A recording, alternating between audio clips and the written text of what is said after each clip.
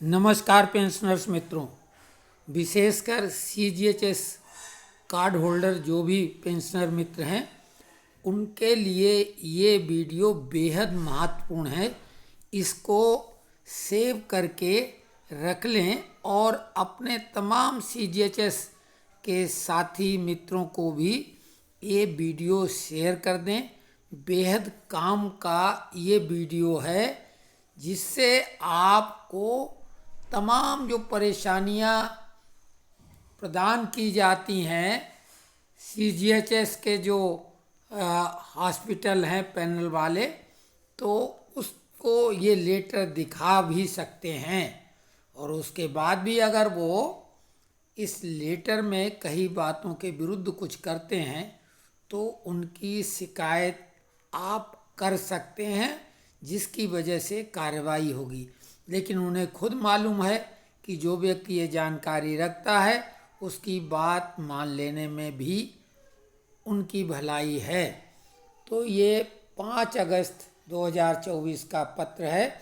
Office of the additional director, central government health scheme, head quarter, ministry of health and family welfare, government of India, CGHS Bhawan, sector 13, R K. Puram, New Delhi.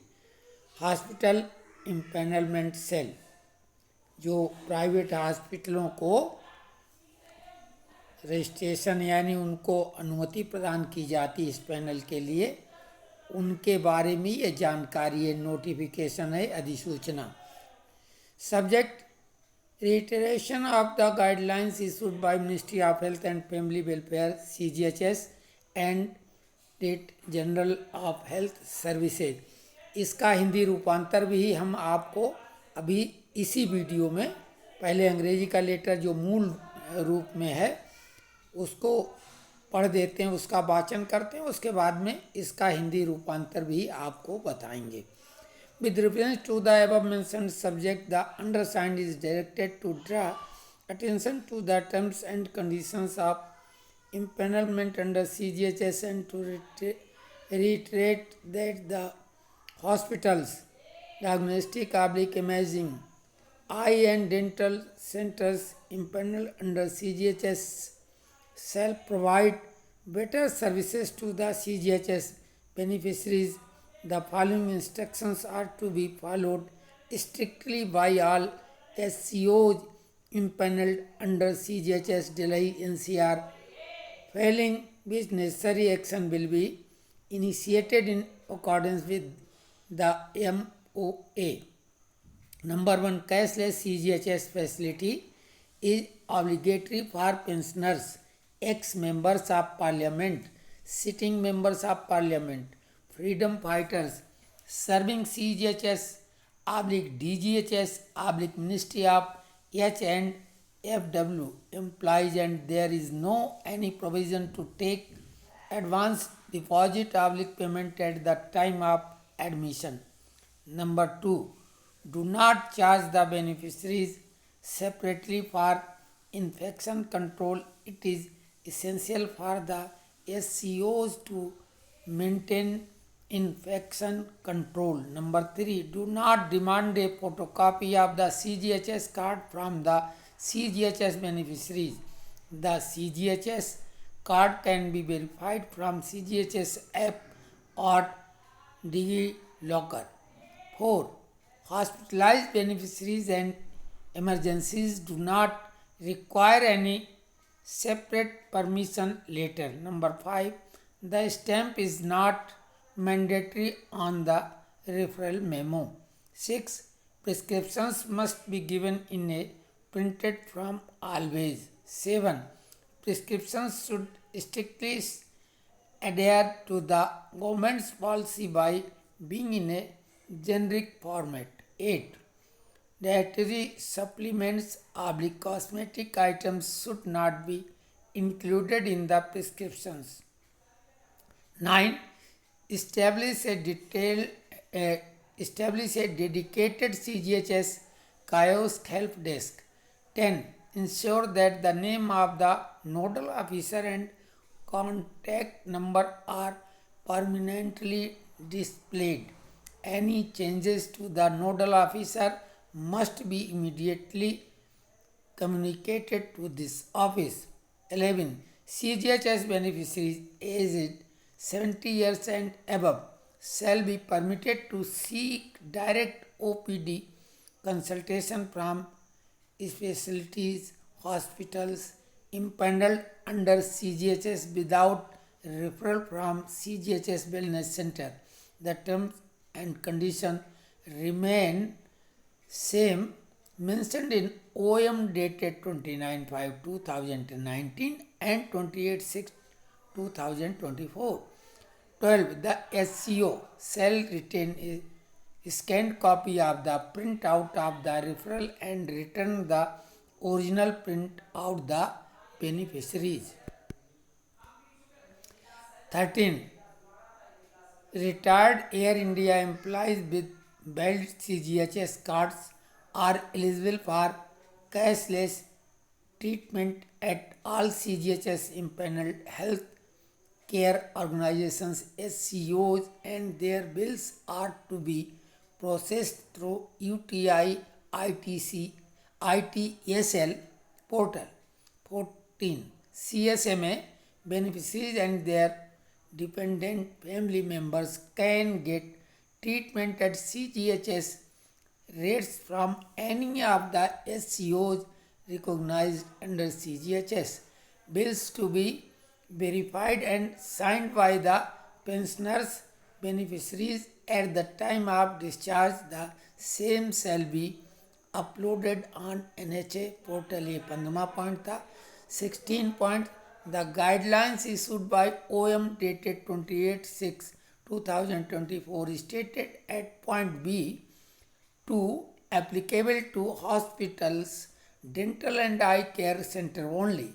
In case CGHS beneficiaries wants to get the test done in any other impaneled diagnostics imaging centers, then the test prescribed advised by the specialists of private impaneled SCOs must be endorsed by the CGHS Wellness Center. In case of any complaint regarding excess billing advance payment harassment of CGHS beneficiaries is received in this office, necessary action will be initiated as per MOA. Dr. Honnamma additional director CGHS headquarter, और ये सभी को copy उन्होंने भेजी है. इसका हिंदी रूपांतर, हालांकि इसमें बहुत कुछ क्लियर है लेकिन फिर भी हिंदी रूपांतर हम आपको इसका पढ़ के सुनाते हैं. 5 अगस्त का लेटर है. विषय स्वास्थ्य एवं परिवार कल्याण मंत्रालय CGHS और निदेशालय द्वारा जारी दिशा निर्देशों की पुनरावृत्ति स्वास्थ्य सेवाओं के जनरल उपर्युक्त विषय के संदर्भ में अधो हस्ताक्षरी को CGHS के तहत पैनल में शामिल होने के नियमों और शर्तों पर ध्यान आकर्षित करने और ये दोहराने के लिए निर्देशित किया जाता है कि CGHS के तहत पैनल में शामिल अस्पताल, डायग्नोस्टिक इमेजिंग, नेत्र और दंत चिकित्सा केंद्र CGHS लाभार्थियों को बेहतर सेवाएं प्रदान करेंगे. CGHS दिल्ली NCR के तहत पैनल में शामिल सभी SCO को निम्नलिखित निर्देशों का सख्ती से पालन करना होगा. ऐसा न करने पर MOA के अनुसार आवश्यक कार्रवाई शुरू की जाएगी. नंबर 1, कैशलेस CGHS सुविधा पेंशन भोगियों, पूर्व सांसद सदस्यों, मौजूदा संसद सदस्यों, स्वतंत्रता सेनानियों, सेवारत CGHS DGHS एंड FW मंत्रालय के कर्मचारियों के लिए अनिवार्य है और प्रदेश के समय अग्रिम जमा भुगतान लेने का कोई प्रावधान नहीं है. नंबर 2, संक्रमण नियंत्रण के लिए लाभार्थियों से अलग से शुल्क न लें. SCO के लिए संक्रमण नियंत्रण बनाए रखना आवश्यक है. 3, CGHS लाभार्थियों से CGHS कार्ड की फोटोकॉपी की मांग न करें. CGHS कार्ड को CGHS ऐप या डिजिलॉकर से सत्यापित किया जा सकता है. 4. अस्पताल में भर्ती लाभार्थियों और आपात स्थिति के लिए किसी अलग से अनुमति पत्र की आवश्यकता नहीं है। 5. रेफरल मेमो पर स्टाम्प अनिवार्य नहीं है। 6. नुस्खे हमेशा मुद्रित रूप में दिए जाने चाहिए। 7. नुस्खे सामान्य प्रारूप में होने के कारण सरकार की नीति का सख्ती से पालन करना चाहिए। 8.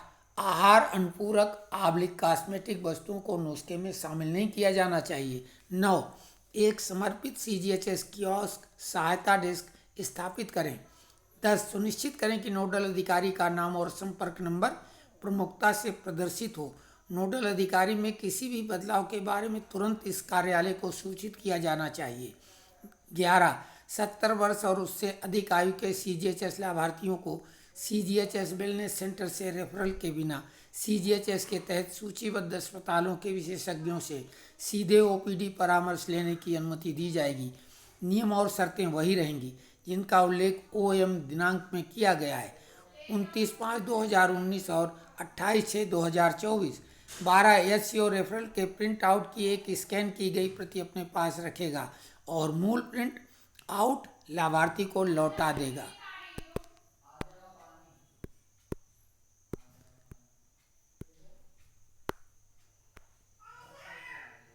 इसको भी साइज बड़ा कर लें।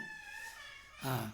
13. वैध CGHS कार्ड वाले सेवानिवृत्ति एयर इंडिया कर्मचारी सभी CGHS पैनलबद्ध स्वास्थ्य देखभाल संगठनों SCO में कैशलेस उपचार के लिए पात्र हैं और उनके बिलों को UTI ITSL पोर्टल के माध्यम से संसाधित किया जाना है।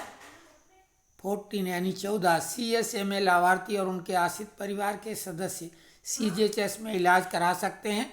CGHS के तहत मान्यता प्राप्त किसी भी HCO से दरें 15। डिस्चार्ज के समय पेंशन भोगी लाभार्थियों द्वारा बिलों को सत्यापित और हस्ताक्षरित किया जाना है। इसे NHA पोर्टल पर अपलोड किया जाएगा। 16. OM दिनांक 28/6/2024 द्वारा जारी दिशा निर्देश बिंदु B2 में केवल अस्पतालों, दंत चिकित्सा और नेत्र देखभाल केंद्रों पर लागू होते हैं। यदि CGHS लाभार्थी किसी अन्य सूचीबद्ध डायग्नोस्टिक्स इमेजिंग केंद्र में परीक्षण करवाना चाहता है तो प्राइवेट के विशेषज्ञ द्वारा निर्धारित सलाह दी गई परीक्षण करें। सूचीबद्ध HCO को CGHS वेलनेस सेंटर द्वारा समर्थित होना चाहिए। यदि इस कार्यालय में CGHS लाभार्थियों के अधिक बिलिंग अग्रिम भुगतान उत्पीड़न के संबंध में कोई शिकायत प्राप्त होती है तो MOA के अनुसार आवश्यक कार्यवाही शुरू की जाएगी। डॉक्टर होनम्मा, अतिरिक्त निदेशक CGHS मुख्यालय। तो ये बेहद महत्वपूर्ण लेटर है ताकि मनमानी जो अस्पताल करते हैं उनको आप समझा सकें। अगर उनकी सेवाएं आप लेने ही जा रहे हैं और न माने तो उनकी शिकायत करेंगे तो उनकी मान्यता ही रद्द हो जाएगी। और स्वाभाविक है जब ये पत्र आप दिखा देंगे तो ऐसा वो करने की जुर्रत नहीं कर पाएंगे। तो ये संभाल के वीडियो रखें क्योंकि इसमें ये पत्र है। कहीं पे कोई आपके साथ में ऐसी बात आए, आपको अधिक पैसा लिया जाए या आपके साथ कुछ इससे हटके किया जाए तो आप इसका हवाला देकर पूरा लाभ और सही सहूलियत प्राप्त कर सकते हैं।